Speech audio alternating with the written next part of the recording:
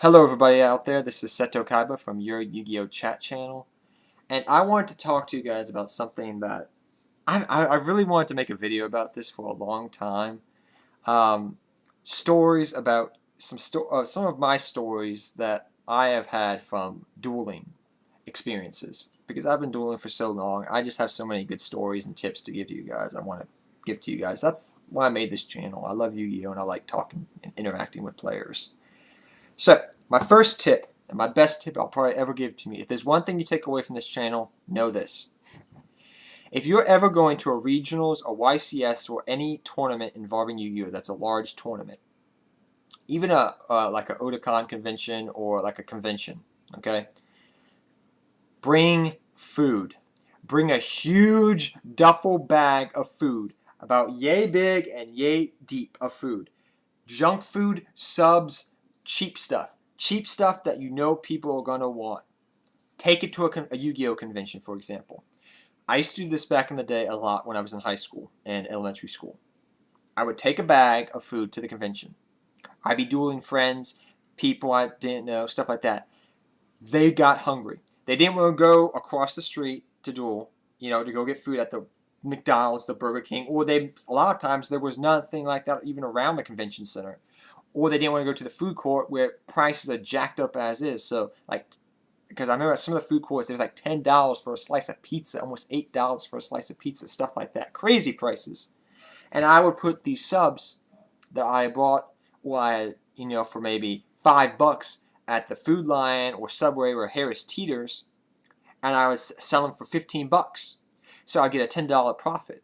Also, what I would do too is if I wasn't dueling at the time in the convention, I would look at people's binders. I'd be like, okay, you're hungry, right? Yeah, oh my gosh, dude, I'm hungry. Oh my gosh, you got Twizzlers? You got Twizzlers? Oh my gosh, you got Skittles? Oh my gosh. I'm hungry, man. I gotta have some energy. I was freaking out last night. And so what they'll do is they're like, well, that card's expensive, man, but dang, I'm hungry. And they'll give you a card that's expensive just for some pack of Twizzlers. And you're coming out and, with a pot, pluses at the end. So it's one of the best things I can tell you.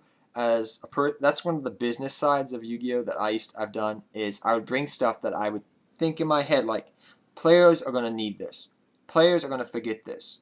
Players are going to forget to feed themselves because they're probably worried about dueling instead of feeding their bellies and making themselves full. And I learned this not from just high school in general, especially. I used to they used to call me in high school and in Yu-Gi-Oh conventions. I had a nickname.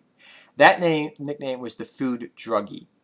The Food Druggie. That was my nickname because I had a huge duffel bag of Yu-Gi-Oh stuff on one side, or like sports gear because I did sports in high school, and the other duffel bag had nothing but food.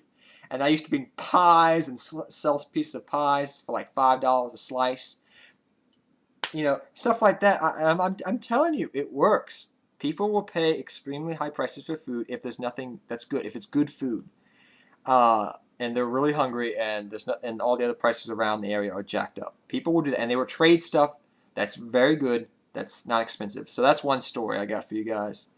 And other good stories. But that's one of my favorite stories. I'll probably come up with some more of these stories, but I was just thinking about that when I was cooking my dinner.